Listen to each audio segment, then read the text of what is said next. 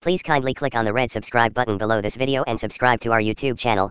Thanks, God bless you as you do this. Are doing that in the beginning it may be hard. Somebody somewhere will see you, and that is why we chose to put on white.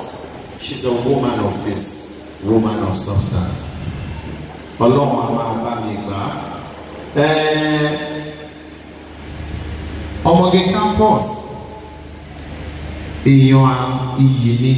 Ṣé rí àwọn èèyàn sọ̀rọ̀ kọ̀ọ̀kan wọ́n ní kí ló dé?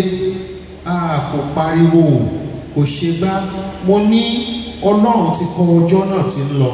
Àwọn èèyàn tó ní ò pariwo, ẹ̀yin náà wo ibi tí Ọlọ́run ti mú lọ. Ìlú òyìnbó tí wọ́n ti ń gba ìwòsàn tó péye jù.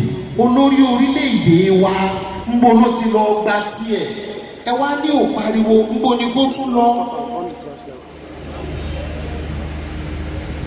Ntọ́lọ́wọ́ bá mi ó ṣe ó mọ̀ kẹ́ ẹ pariwo látò dídọ̀la ó ti kọ́ ọ́ lẹ̀. Mo máa ń sọ ntí gbogbo wa ní táìṣà ní ẹmọ ẹgbẹ́ rẹ̀ àìmọye èèyàn tó wá lánàá tí wọ́n ṣe ọmọ ẹgbẹ́ wa ẹ̀sìn tó jù láyé yìí táìṣà máa ń sọ ní kí ni ìwà rẹ báwo lọ sí rẹ́nì kejì ṣó ò bá yàn dùn kan.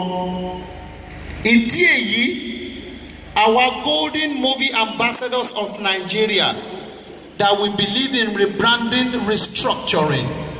Tí àwọn òṣèré táìsàn kékeré bá dé, a ní ìgbàgbọ́ pé ẹ̀ńtọ́lọ́jọ́ òun lọ yóò mú lọ ẹ̀ tí ó wà ká gba ìwòsàn láìsí bá ń pariwo fáyé.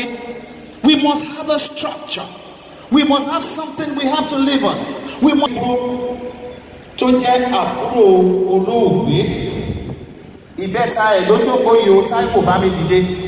Ẹ̀yin afẹ́ ẹ̀ bá mi fún ládùá mẹ́ta lábí ìbẹ́ta ló jókòó nù. Jókòó. Mariam bá mi dìde máa wá bọ̀ kó wá sọ̀rọ̀ on behalf of mọ̀lẹ́bí fún ìṣẹ́jú kan. Ìwọ ni olórí ẹbí ọkùnrin o. N tó bá ṣe látẹ̀lé o ṣeun.